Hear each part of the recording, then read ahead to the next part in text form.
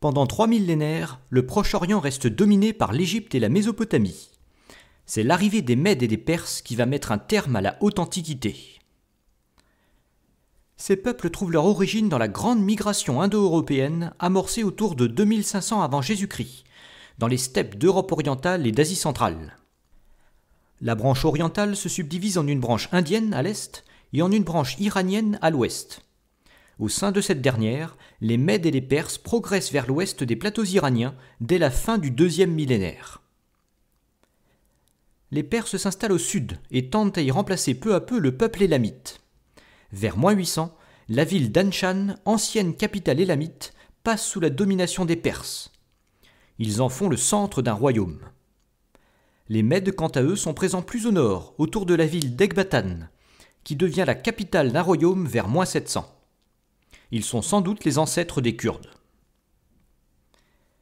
Vers 650 avant Jésus-Christ, ils subissent de plein fouet l'assaut des Scythes, autre peuple iranien fraîchement sorti des steppes septentrionales. Pendant 25 ans, les Mèdes se plient à leur autorité, jusqu'à l'avènement d'un homme exceptionnel, Cyaxare. Il parvient à chasser les Scythes en 625 et à reformer un royaume.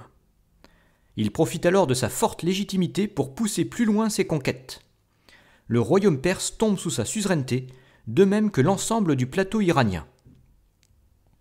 Puis il s'allie au roi de Babylone contre l'Empire assyrien.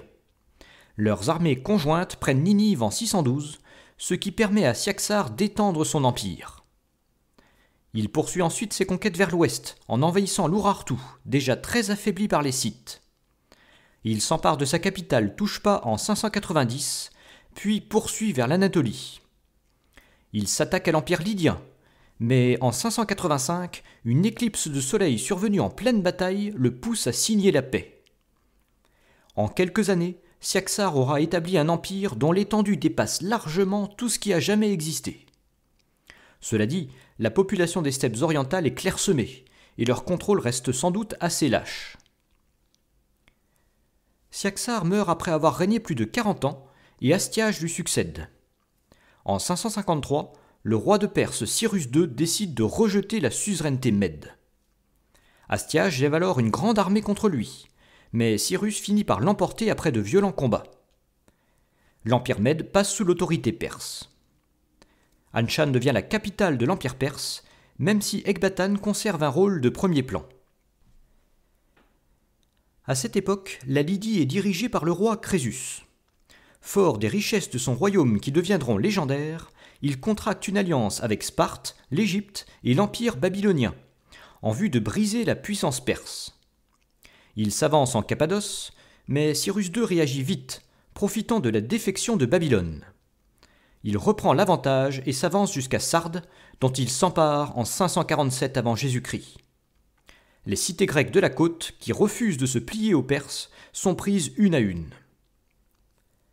Aussitôt après, Cyrus part reconquérir les anciennes possessions orientales de l'Empire mède qui avaient repris leur distance. En quelques années, ces campagnes affermissent son empire jusqu'aux frontières de l'Inde et des steppes d'Asie centrale. Puis, en 540, il tourne ses armées vers Babylone. Il s'en empare assez facilement un an plus tard, héritant d'un coup de tout l'empire babylonien. À sa mort en 530 avant Jésus-Christ, Cyrus II a bâti un empire colossal, grâce à la combinaison de la cavalerie héritée des steppes d'Asie centrale et de l'organisation héritée des Élamites. Le respect des cultures locales permet de limiter les révoltes. Cyrus adopte même l'araméen, la principale langue du Proche-Orient, comme langue officielle de l'Empire. En particulier, cela a pour effet de faire disparaître en peu de temps la langue akkadienne en Mésopotamie, qui était déjà en déclin.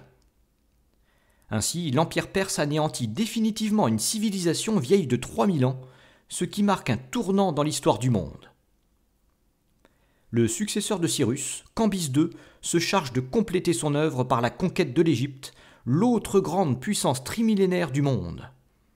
Le royaume tombe en 525 avant Jésus-Christ, puis les Perses s'avancent jusqu'en Cyrénaïque.